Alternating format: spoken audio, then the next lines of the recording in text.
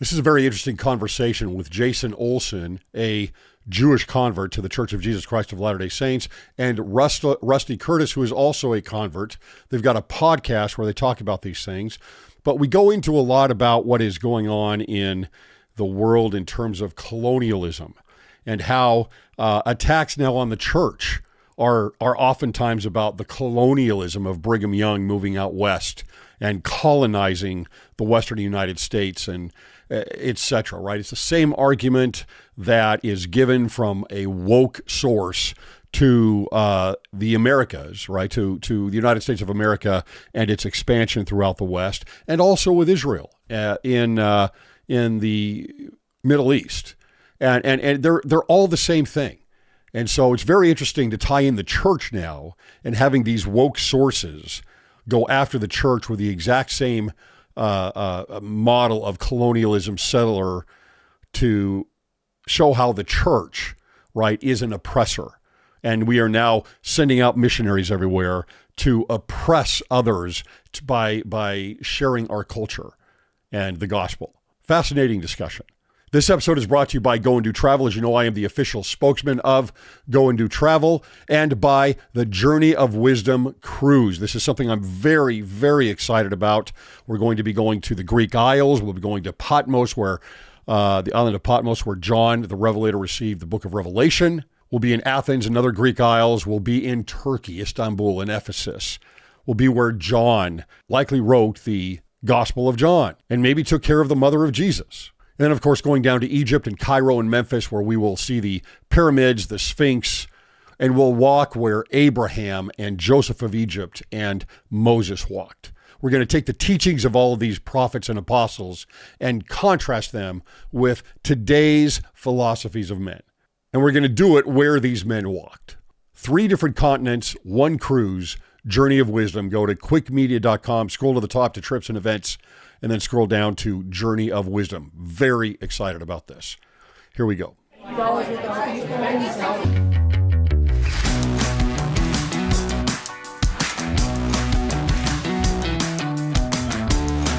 right, welcome to Cwic Show. My name is Greg Mattson, and I am your host. In this episode, we bring back Jason Olson and his podcast partner, Rusty Curtis. Welcome, guys.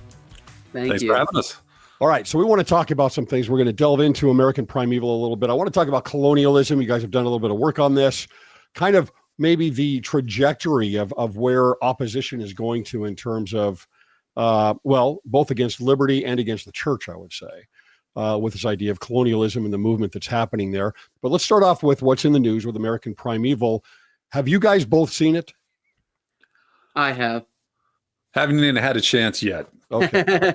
Jason, first of all, let me start off with you. What is your take on American primeval and its accuracy?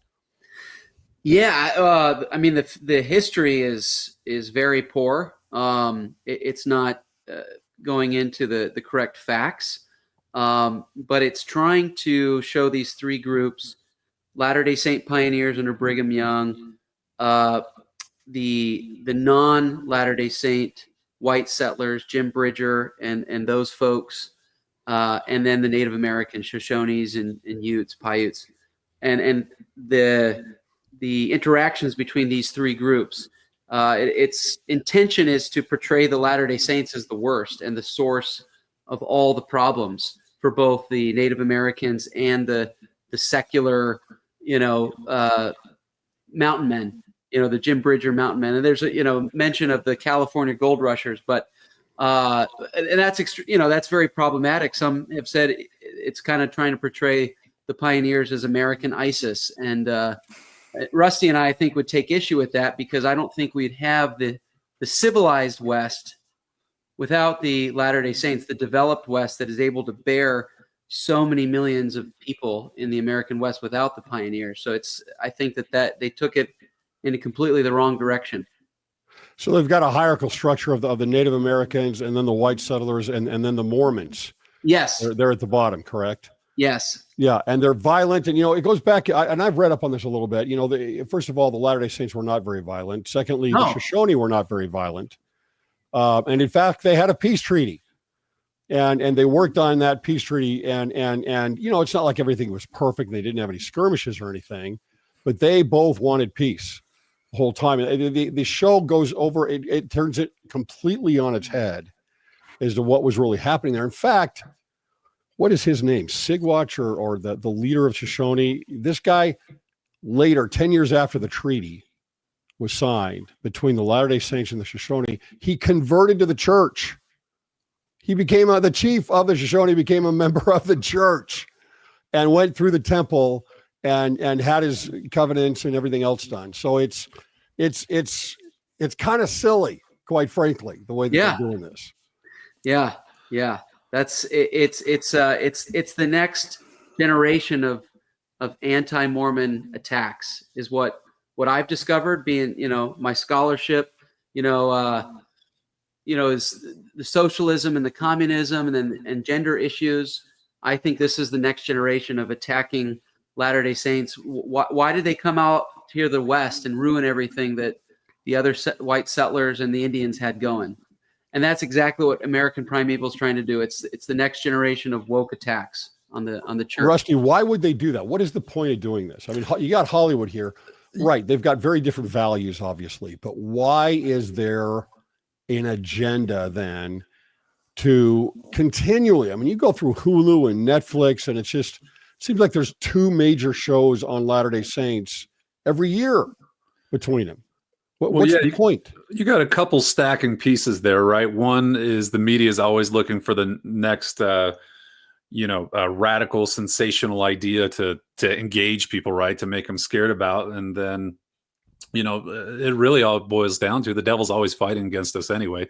Maybe the Book of Mormon attacks aren't so effective lately with all the archaeological finds, so now they're switching gears and tactics.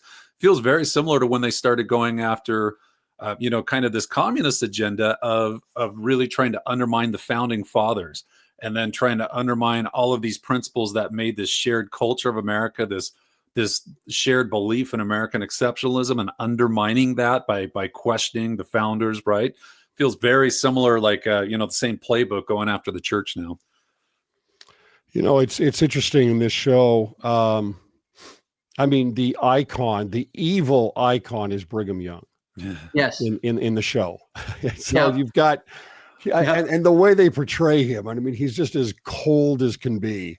Yeah. And just as fake, kind of this cult fake leader, but I think one of those layers, Rusty, that you're bringing up here is that I've found, that I've been doing this work on. I've got something coming out on this week's actually, is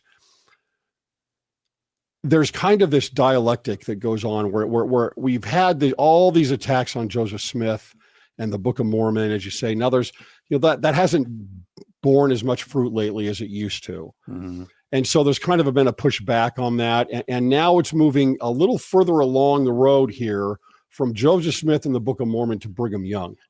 Yeah. And so you've got these major attacks. For example, you've got this polygamy issue that's going on right now, where there's a lot of people researching. They don't think that Joseph Smith ever practiced polygamy. And so they're saying that Brigham Young made the whole thing up. Some even say Brigham Young killed Joseph Smith to get polygamy started. And then you've got the temple. Well, this is Brigham Young's idea. This is everything he put together. And really it has nothing to do with the original restoration of the church. And then you have Brigham Young himself and his character and who he is, which is very much what this movie or this TV series is focused in on his character. And so you've got all of this new, Brigham Young is like at the center of all of these things now. Yeah. And it's this new, fire of resistance against the restoration. Yeah. That's right on. Yeah. Yeah. Rusty, do you see this at all? Yeah, we actually shot one of our videos on Two Converts last Sunday about this, and I kind of went off. I actually held back a little bit. I actually get pretty defensive of Brigham. One of the things that I found, so I studied the entire journal discourses, all 26 volumes, and you get to know people when you read their words, especially like today when you hear General Conference, right? They're very tempered in what they say and very calculated, right? They have to be. But those discourses back in the day when they were the Wild West church, they weren't that tempered. He let it rip. And when you read 30 plus Wild West pulpit. Yeah, when you read 30 plus years of that, you get to know pretty well what the character of a man is. And these guys today, sitting in their ivory towers and their quasi-intellectual and their, self-righteousness with their presentism, trying to judge Brigham, it's laughable how pathetic they would be next to Brigham Young as far as the accomplishment, the inspiration, the amount that he had to pioneer. We're not just talking about like throwing up a few forts, but pioneering so much stuff as far as infrastructure and spreading and supporting that with logistics and the missionary work going on. They couldn't, like the cliche, they couldn't hold a candle to him, and yet they're sitting on judgment on him now, acting like they're morally superior, and it's infuriating to me because how outrageous it is. Yeah, so Greg, I'm coming at this from being raised as a Jewish person, and so I was even though I was raised in Reform Judaism, which is it's not Orthodox, right? But I have an Orthodox kind of mindset, and so I'm approaching the Torah and Abraham and Isaac and Jacob and Moses. I'm approaching this from a very faithful Orthodox kind of Jewish perspective.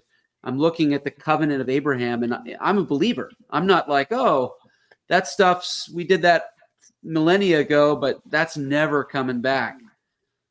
But for me, uniquely, when I look at Brigham Young, I see a man that is taking the restoration of Abrahamic covenant, all of it, and he's taken it out to the Wild West, and he's building this enormous civilization of colonies and settlements across hundreds and thousands of miles, planting families, building a people, building temples, making covenants, keeping covenants.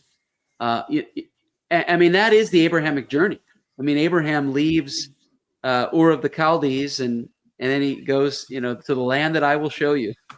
And then he just starts it from scratch with his family. Yes, Abraham has got polygamy, and he's got ideas of covenant and theocracy in a way. These issues that people really fault Brigham Young and the pioneers, but I don't see anything different from what Abraham is doing and what Brigham Young's doing, and that actually builds my faith. So this is real counterculture, because I when I see Brigham doing all these Abrahamic things, I'm like, okay, that's why this is the real restoration, and it's not just another Protestant denomination. Another reason we laugh, because they say we don't believe in the same Jesus as in the Bible. We're not a biblical Christianity. Well, not quite. Yeah, I mean, I think, and I would say that as far as Christianity goes, we're the most Old Testament Christians there are, as well. But okay, so let's talk a little bit more about Brigham Young here. So he comes out in his Exodus, bringing the Latter-day Saints out west. By the way, also talking about someone who, instead of turning and fighting and defending Nauvoo, he actually leaves, right? So another part of who he is, and it's like, no, I'm not going to put everybody, rifle to rifle on this. Yeah. And he heads out west to Mexico, where he colonizes the territory of Utah, right? And now is in a position of, well, we want to spread the gospel throughout the world, obviously throughout the territories, throughout the West, throughout the United States, the four quarters of the world. Do you see this now? You guys have been talking about this. How do you see this colonialism that is used in academic circles? It's done in Israel, it's done in the United States, and now it's being done with the Latter-day Saints in their exodus to the West. How do you see this working as a resistance against the spread of the gospel? Go ahead, Rusty. It looks like you're thinking. Well, I'm deciding which thread I want to start pulling on, right? So it's, this may not be exactly what you're asking here, Greg, but this modern woke thing, right? And I assume we're safe using that word, right? But this modern woke thing about this resentment towards primarily Western Europeans, right, who have built all these things, but they complain about how we took this land. But part of my research actually for a book that I wrote, it was in the marketing space. But people act like Utah, it wasn't developed, right? And you said Mexico. I mean, how much attention was the Mexican government at the time actually giving to this territory? There was no representation. They didn't have a Capitol building or anything like that, right? It was, it was wilderness that nobody wanted. One of the things that the Saints did, you might find this interesting, in prior to 1846, there was only about 35,000 acres of irrigated land in the entire southwestern United States, right? Very, very little. And Utah's the second driest state in the country. And so we had these thousands of members in tow coming into a valley where their primary water source was salt water, right? So how are they going to grow this stuff? And so they created this unprecedented series of channels and reservoirs and all of this stuff to direct the water down, to the point that the United States sent out an embassy to see how they did this as part of the Land Reclamation Act that they wanted to do. So they did all of this development. It's not like, the Saints walked into, primo Southern California developed land and then took it from people that already built it. No, they came out here where nobody even wanted it and then built it. Now people are up in arms saying, well, you took this great land. Not really. People were barely scratching out a living there. And incidentally, the Indian population is a lot greater now than when they first got there. Again, tangent, but not sure if that was interesting to you. No, that makes a lot of sense. Jason, what do you have to say about it? Yeah, well, I mean, I'm looking at this from, starting with my a Torah, 5 books of Moses point of view. And what really grabs me, where we've kind of lost this emphasis, but Brigham Young, he's not just talking about just building temples as these sacred spaces. Brigham Young wants the pioneers to till into the ground and farm and breed cattle and make the desert blossom as a rose, because one of these amazing teachings that to me is a testimony of his prophethood is he talks about, borrowing from the endowment that after the fall of Adam and Eve, the land became cursed. And so as the saints, as the pioneers, as those bearing the covenant of the Lord, going to go in and redeem the land, not just temples, but the land itself, so that the land becomes fruitful and is able to bear more human beings, and redeeming the land into the Garden of Eden. This is all what the 5 books of Moses is all about. And so, the settler colonialism thing that is coming in, and it is just totally dominating academia, and it's already there at the church's university. I'm trying to create an intellectual bulwark or antibodies to combat this. Is that there is no indigenous people. Every people is a migratory people.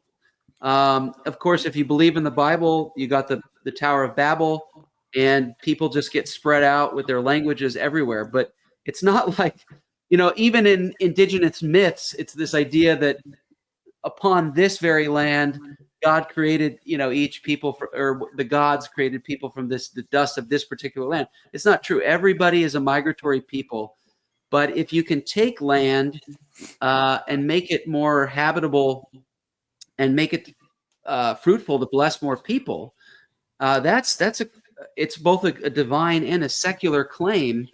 It's not that you're trying to kill people off of their land, right? Both pioneers and Jews never intended to just kill people and just exterminate them and just take their land. The idea was to make land more fruitful for the most amount of people possible. And that's what settler colonialism gets that completely wrong and doesn't even consider that. It wants the people that actually develop land to just suicide.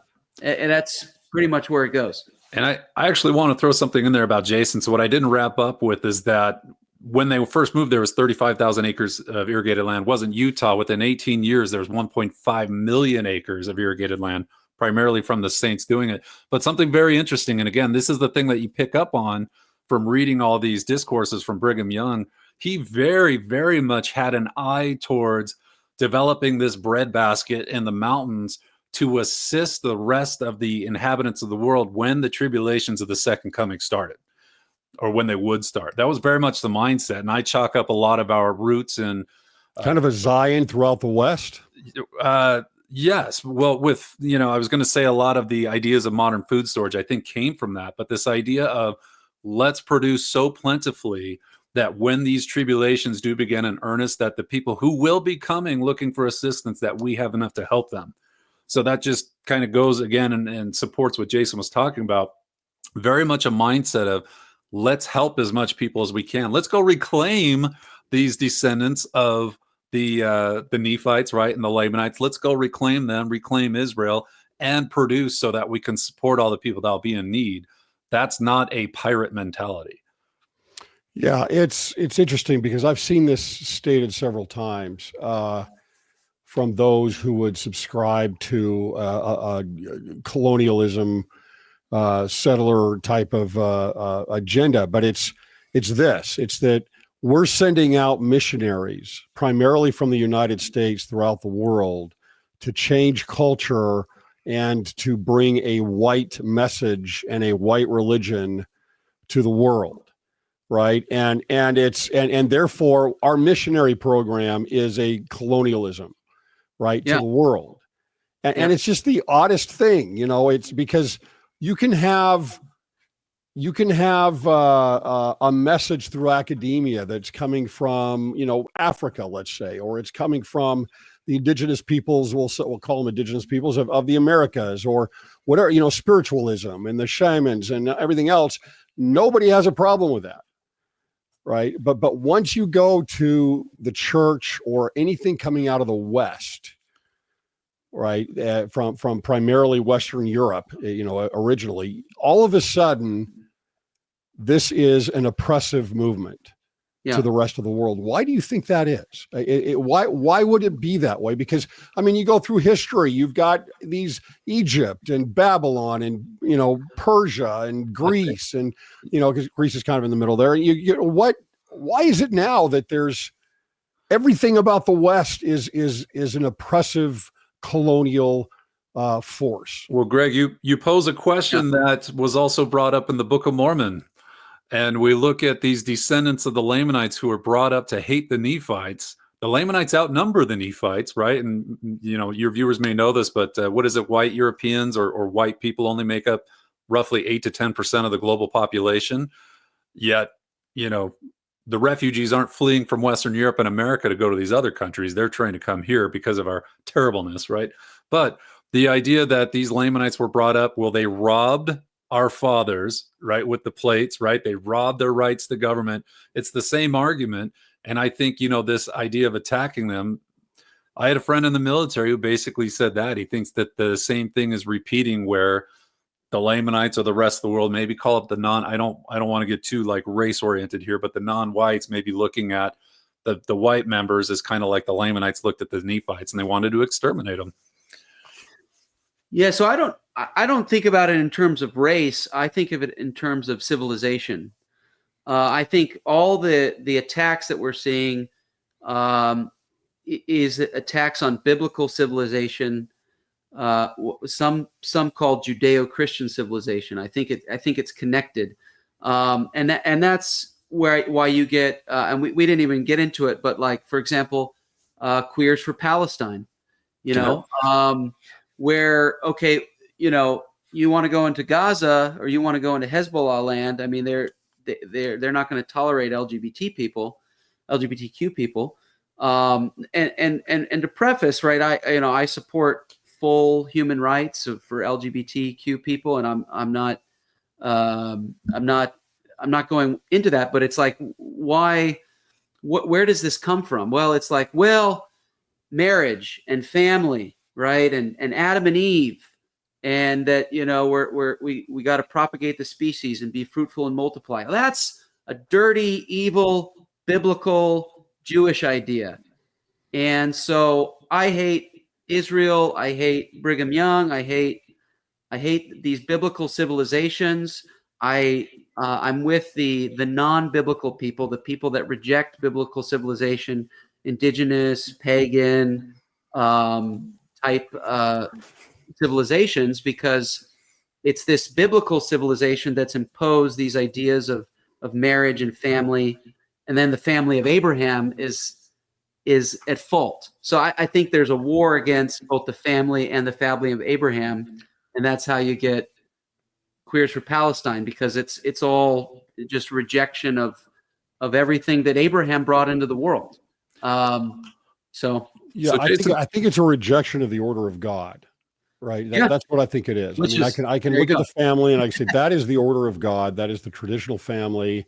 There's a reason it's core to the West, but also Christianity. Rusty, you're talking about the Book of Mormon.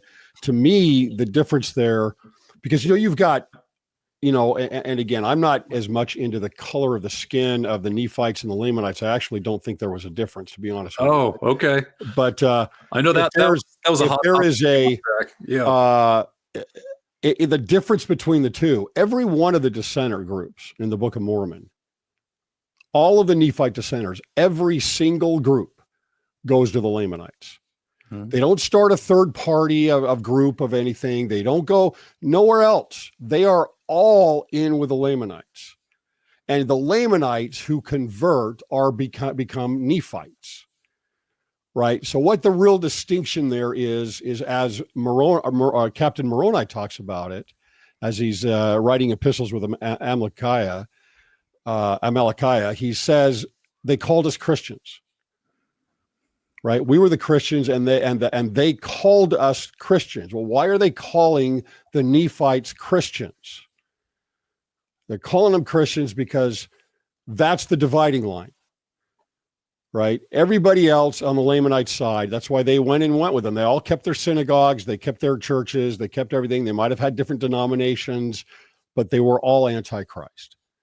Right, all of them were anti-Christ. And so you don't have a biblical society in Israel, but you got a brass plate society. Right, that is core there, and I think that's what it is. I really do. I think when you are fighting against the West, you're fighting against Christianity and liberty, and I think that is the motive. If I may add, Greg, so a lot of the woke agenda, I'm not saying that we do, but a lot of them tie those concepts together. I'm sure you run across how they call logic or advanced mathematics or traditional nuclear families white supremacy. You've probably seen those correlations. So they lump those together, right? And so it's this idea of white supremacy if you are promoting these Christian values. Yeah, absolutely. Yeah, that's definitely just like they had the Smithsonian Institute for a while there. They had that listed in there. Yeah, it really has nothing at all to do with race, but they make it that. Ultimately, it doesn't.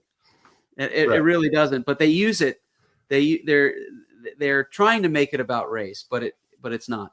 Yeah, because it becomes a great tool. So back to your question, though, we may not view it that way, but they do. So this idea of the attacks, like if that's been lumped together, like for years we were like, whoa, how are the lesbian and gay and bisexual community, why are they getting together with the minorities? That doesn't really make sense, but it was part of this bigger agenda, right? This woke thing. And, it was the white heterosexual Christian male that was the enemy and ruining everything in their minds.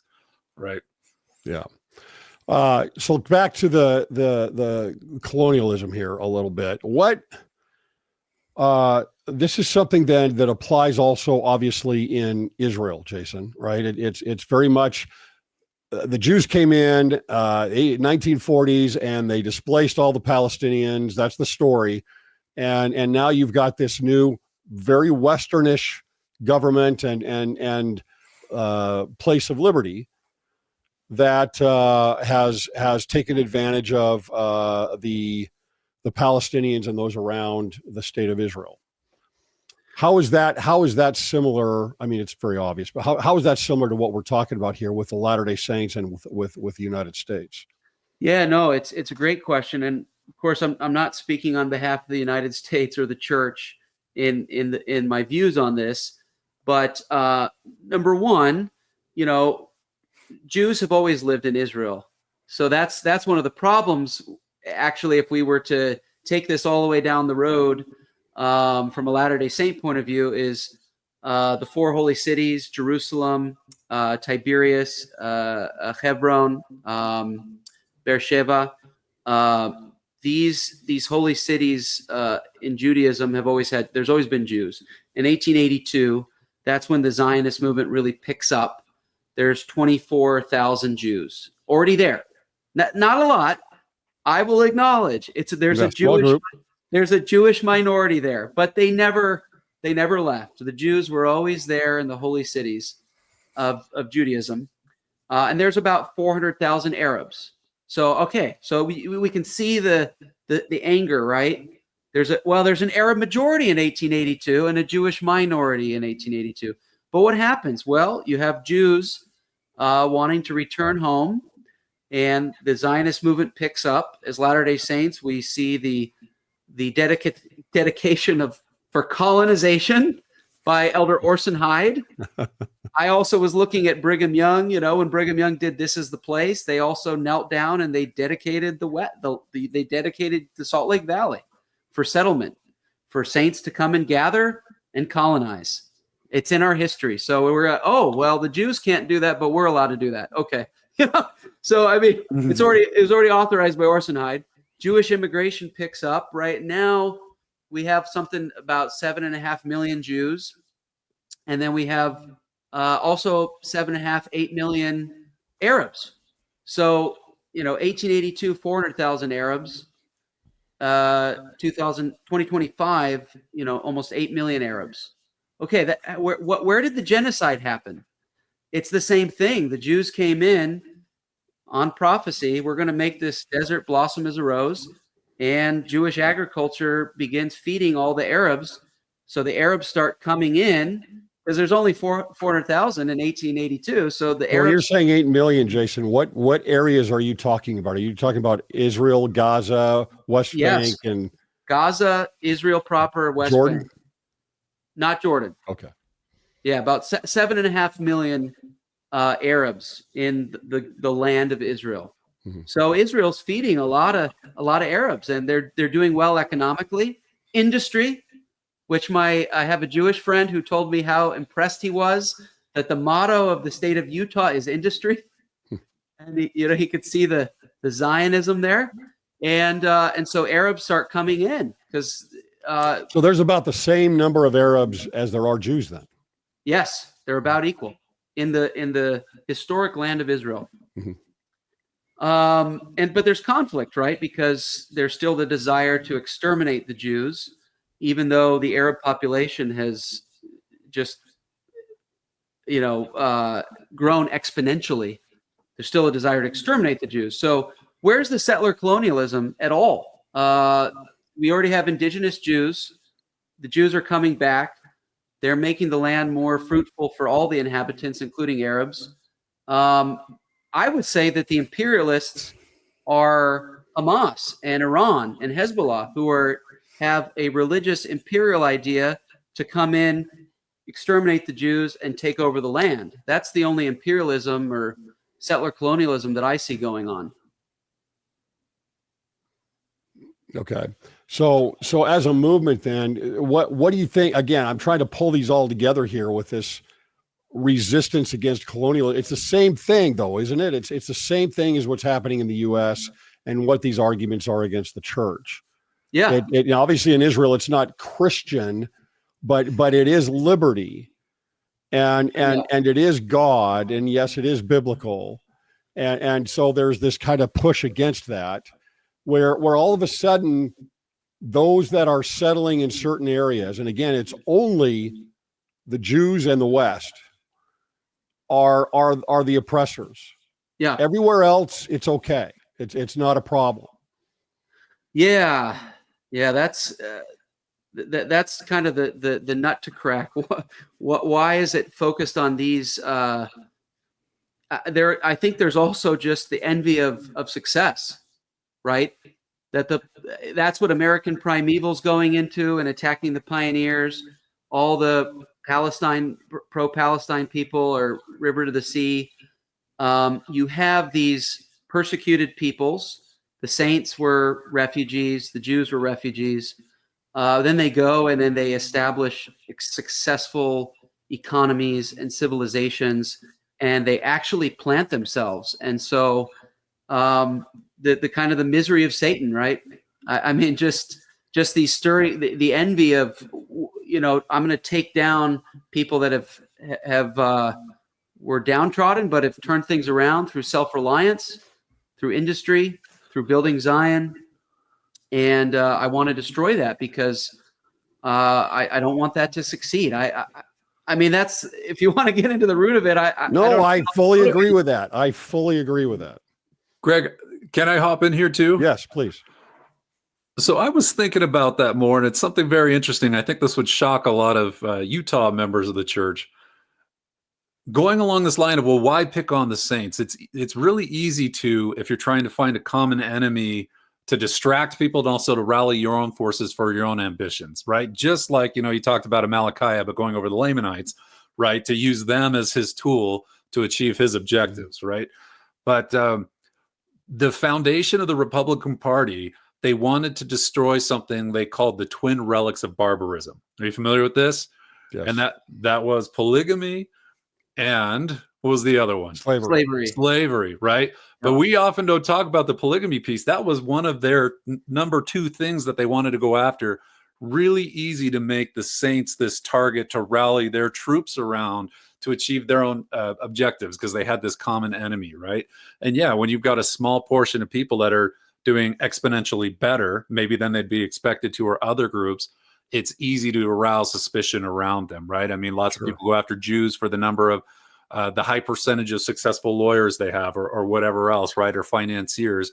Really easy, the Mormon Mafia now, as they were going after Mitt Romney back in that election, I'm sure you remember. So yeah, they pointed out. Were you going to say something there? No, I wasn't. I think that's exactly right. I think it's othering in a sense, that kind of a pejorative mischaracterization of a group of people that gets, it's just like today, and I get this every single day, but I've got someone who is, you get these certain individuals, it's not all of them, but certain individuals that come in and make comments on the videos, or on Facebook or something like that. And here's how it starts out, right? They come in and they say something like, yeah, I don't know. I've just been recently really looking into Joseph Smith and Brigham Young. Real deeply. Yeah. It's like, oh, okay, yeah, I've really looked in, and I don't know about you, but what I found is really suspicious, and blah, blah, blah, blah, blah, blah, blah, right? And they kind of act like they're completely generic. They may be a member, they may not, nothing.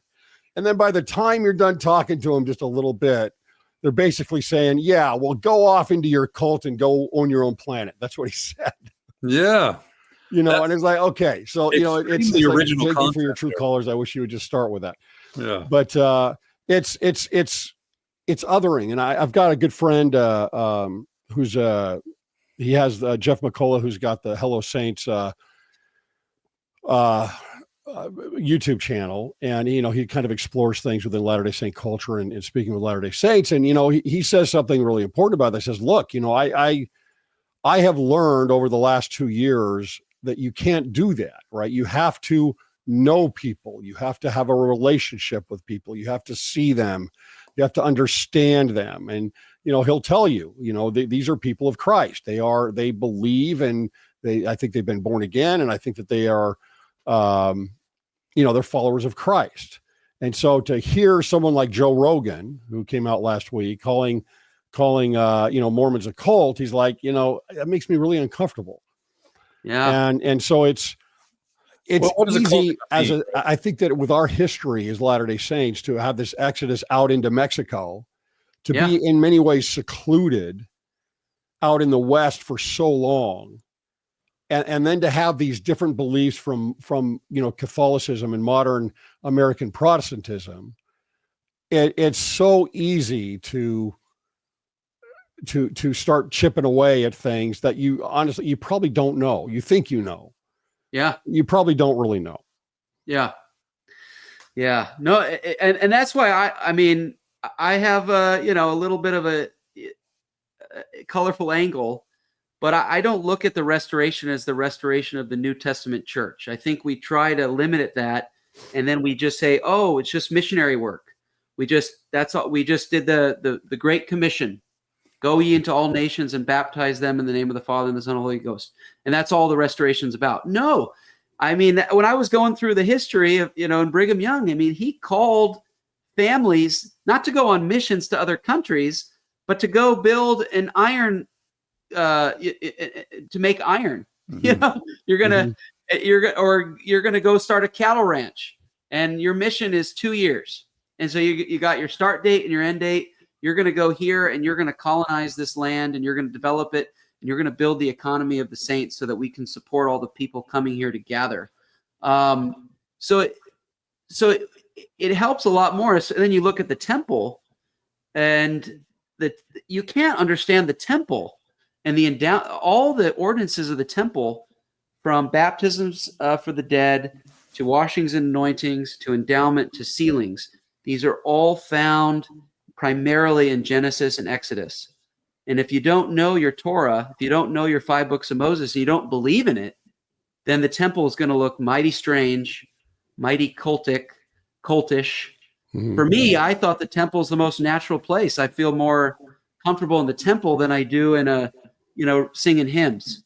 Because I mean, I'm raised on the Jewish prayer book, the Siddur, which is a reenactment 3 times a day of temple rituals.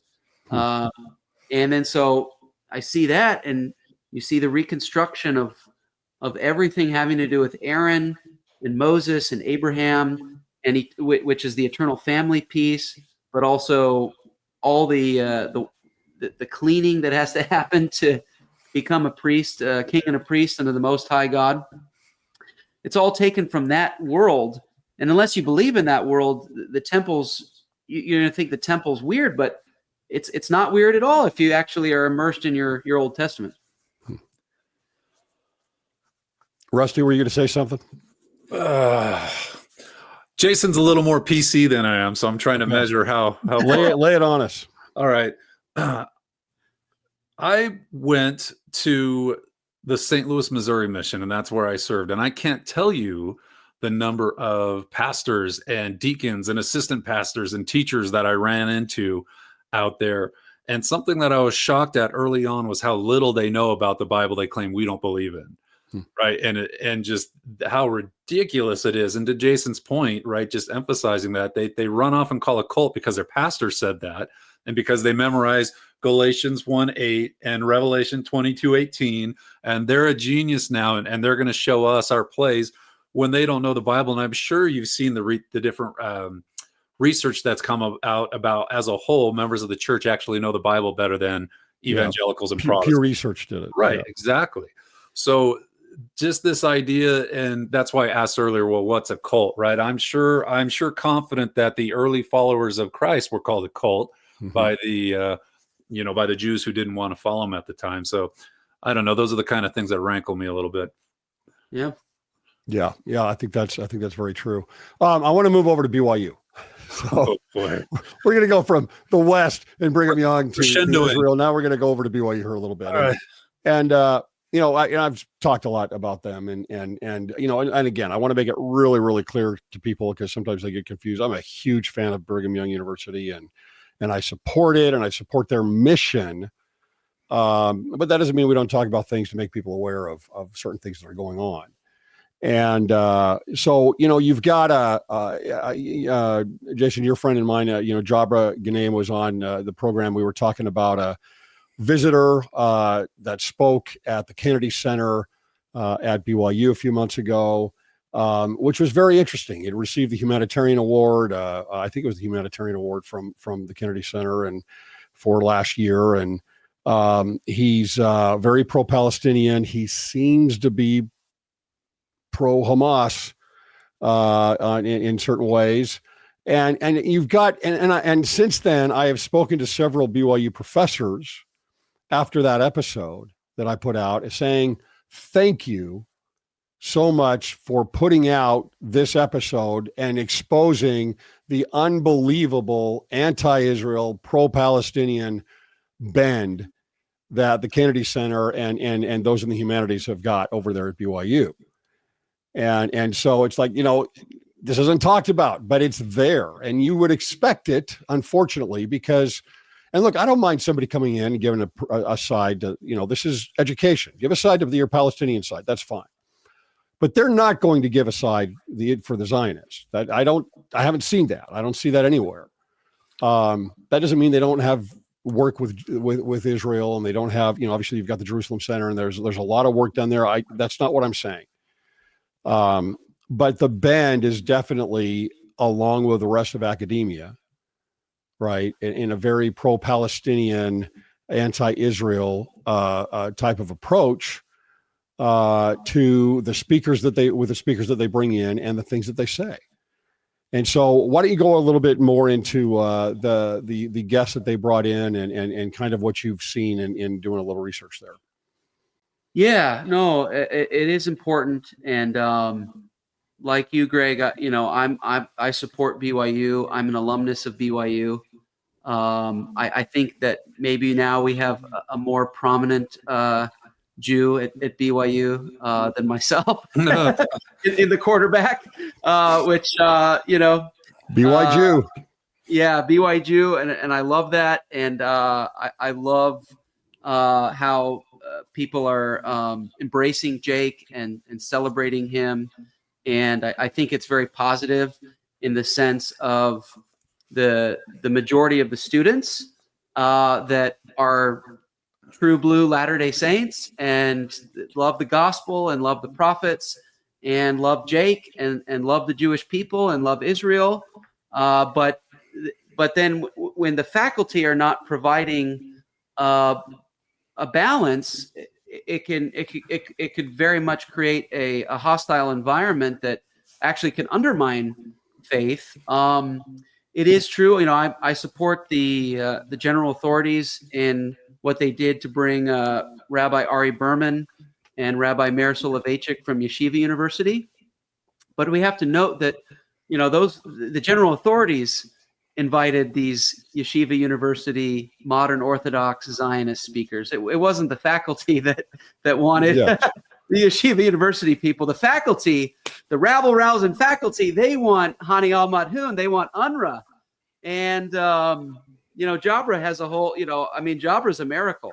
From my point of view, Jabra, a Palestinian convert to the Church of Jesus Christ of Latter-day Saints, to actually buy into the whole vision of the prophet Joseph and Brigham Young and the Book of Mormon's, the full doctrine. I mean, Jabra is like a miracle to me. I'm like, wow, that's the real thing. But we should nurture more of that kind of thought that Jabra has.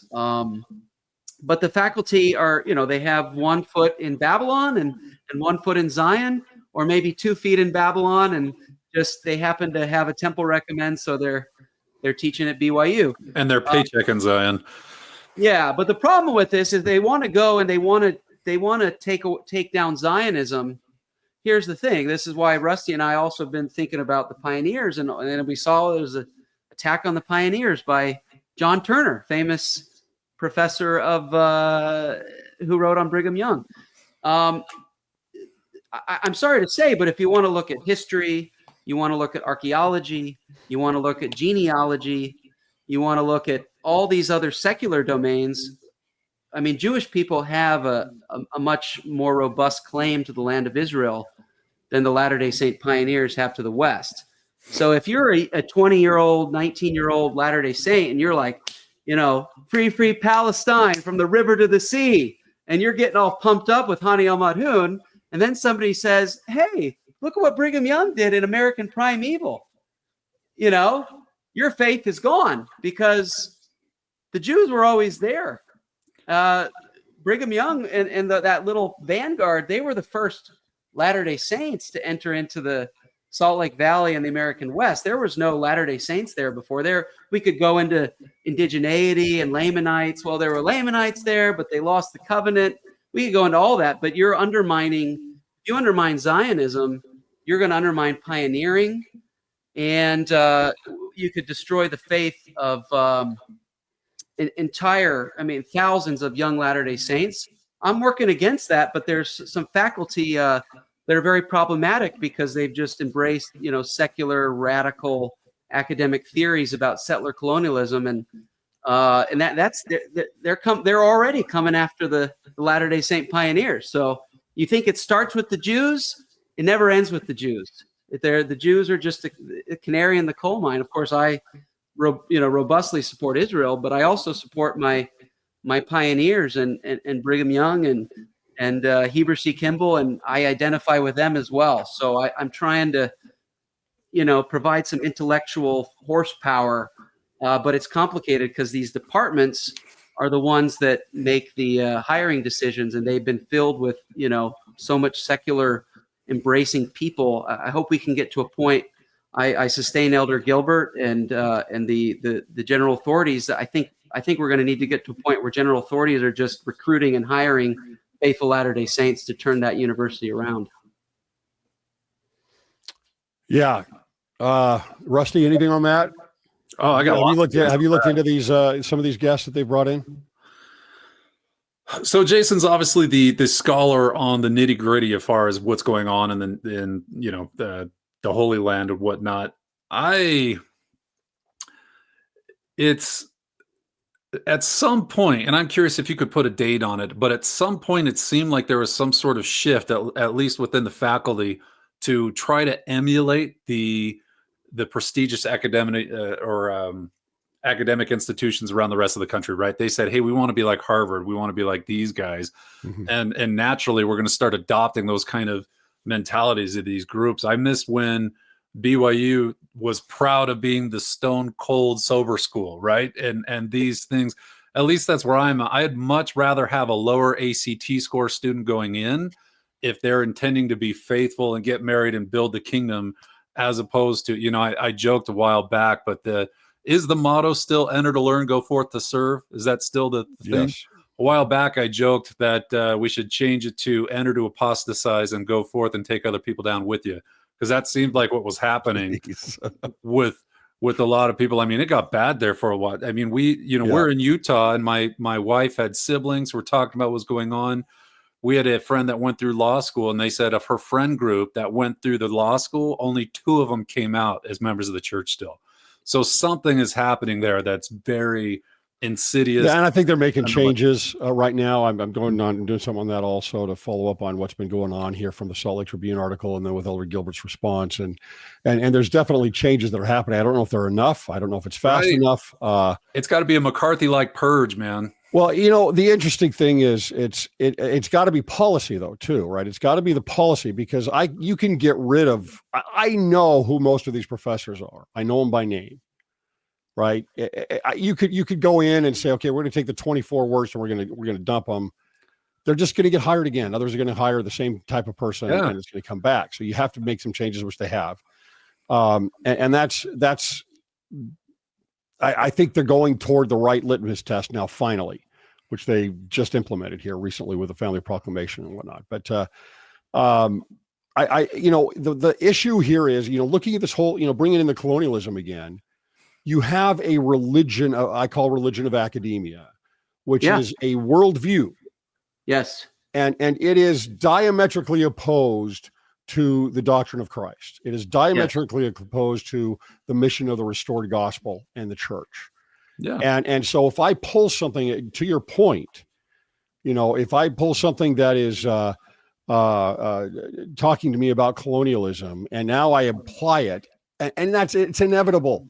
If I'm looking at white oppressors, if I'm looking at old white men, if I'm looking at heterosexual, and I look at the 15 leaders of the church, and I look at authority there, and then I look, it is inevitable that I'm going to take all of this victim oppressor, mentality, and I'm going to apply it to the church.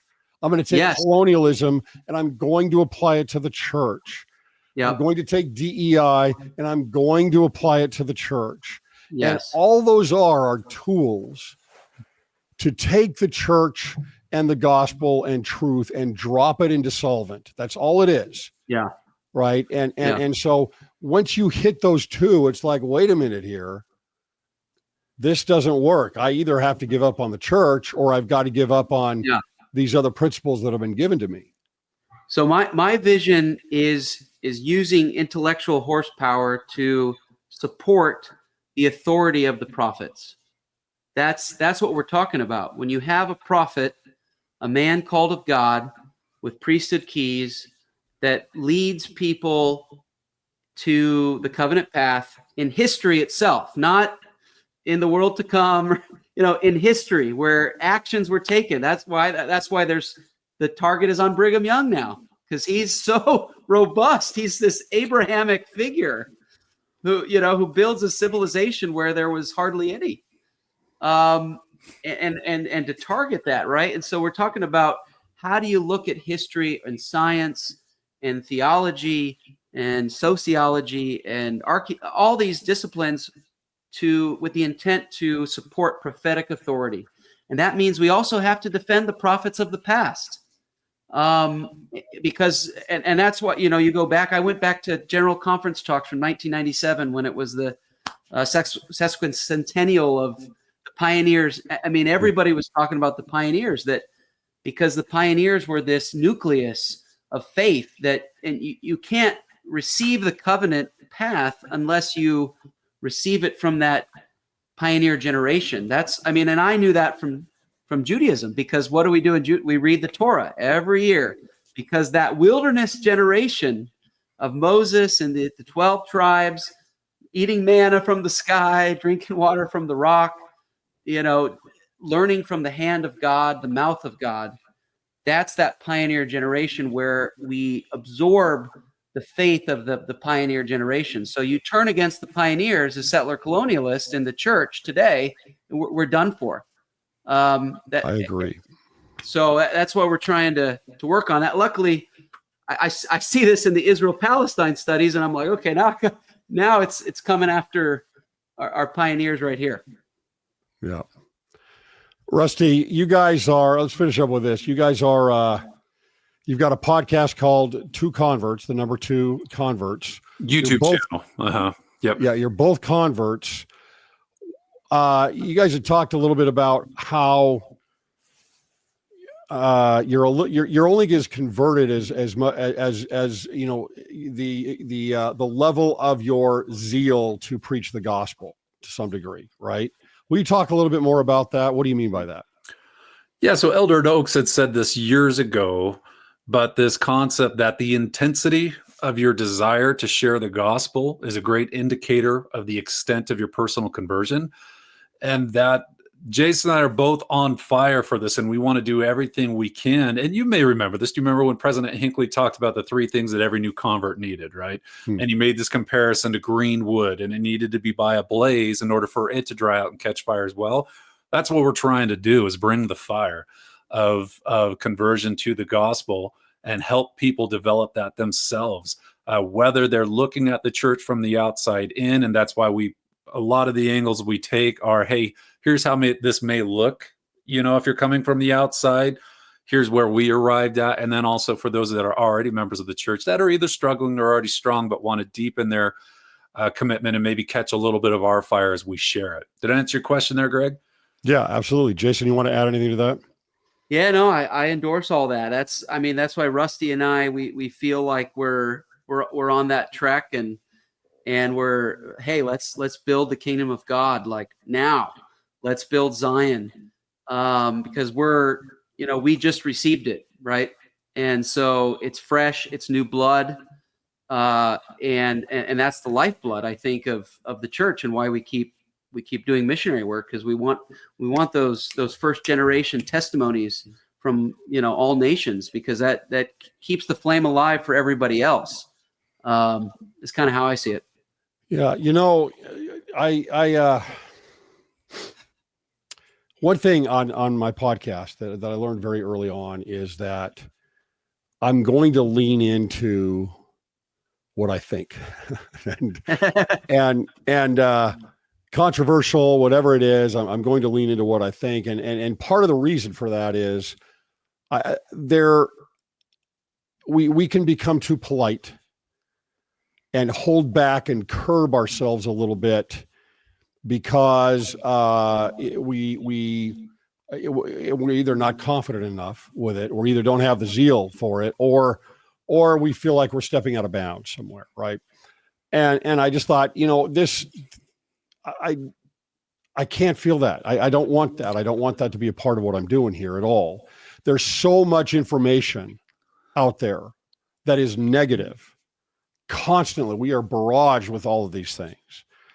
And so it's like, just get the information out there, talk about it, get awareness out there. And I feel sometimes like we're in this position as missionaries and representatives of the church, or sometimes we do curb too much and we don't lean into our distinctions, right? It's like, it's just all about following Christ. Well, yes, it is. We can start with that. That's a great place. But, the evangelicals and the Catholics, they follow Christ too. Yeah. What is it about the restored gospel that is so important? What are the distinctions? And why do people need to know about that? And I think that's, I hope we can do that better. Instead of, and look, you're talking about someone who does a lot of interfaith work. And so I have to walk in that area of common ground all the time. But if I'm talking about the gospel, I am going to lean into it. Oh, you believe in the Godhead. Yeah, absolutely. Here's why. Not, well, let me kind of show you this kind of how you think. And no, let me show you how we think. Let me show you why. And I think that we need to do that more. We need to lean into the restoration. Does that make sense? 100%, man. Jason and I don't know how many times we've had that conversation. One thing I frequently joke about is that it really irritates me that I can feel the discomfort and the cringe in a gospel doctrine room if I say, yes, I believe we are the one and only true church on earth. Oh, how did that become uncomfortable for members of the restored church? Yeah. But I did want to ask you something. DNC one. Yeah. Greg, like what are we here for? That was the restoration, right? Greg, I think you alluded to this earlier, but you said that you've heard from church leadership when you really attacked a topic hard because maybe they would like to do that, but because of the position that they're in, they have to be careful with what they say. Mm-hmm. Is that correct? That's correct. So I think that's a misconception that lots of members have, is that, the brethren aren't as strong on that anymore. Maybe they're changing their opinion. No, right? No, they're not. You read the words and you read between the lines. The doctrines and the policies are staying the same, but just because they're being more careful doesn't mean that things are changing. And I think in many instances, I'm curious what your take is on that. I think when guys like you and us boldly proclaim these things, they might be doing this in the background because they might not be able to do it themselves. Personally, I think that that's right for, I'm not going to speak for anyone there in Salt Lake, but I think that that is true. I know that there are leaders of the church that have brought this up several times. They want more people talking. It's funny because you'll get members of the church that criticize you, that they may come across, these types of podcasts or YouTube videos, and they say, who are you? Who are you to talk about this? You're not the prophet. I didn't hear the prophet say this. Mm-hmm. And I just think that's too bad. That's really too bad that you think you're not supposed to participate in the building up of Zion, and to fulfill a role here, whether it's missionary or knowledge or awareness or support or the spirit or whatever it is, because that's not the way the church is built. And it's not about looking to one man and saying, tell us what to do. Yeah. Right. That's not how it works. Well, there's even so anyway, yes, I do agree with that 100%. I don't always agree with their strategy. I'll be honest. I don't always agree with their strategy, but you know what? They have their responsibility. They can take care of their responsibility, but I have a responsibility. Yeah. Right? I feel I have a responsibility and I have to fulfill that too. So, and that responsibility is the same as yours or anybody else's. I need to proclaim truth and I need to do it to the best of my ability. Amen. Yeah. No, what Rusty and I are bringing to the table is we were both young men, teenagers who were not raised in the church, going through adolescence. And we each had to overcome all of the objections to the church that are thrown at young men that are not raised in the church. Because to get to that point of baptism and then to stay with the church for 20 plus years, you have got to do a lot of work. It's not spoon-fed to you. And Rusty and I had to do the work entirely on our own. Nobody's teaching us. So that's where we got this like pioneer fire, because we're just like, I got to learn from heaven, because we didn't go to seminary. We didn't have parents teaching us. We get our 6 lessons from the missionaries, and then we get baptized, right? But how do you sustain that for 20 years on the covenant path?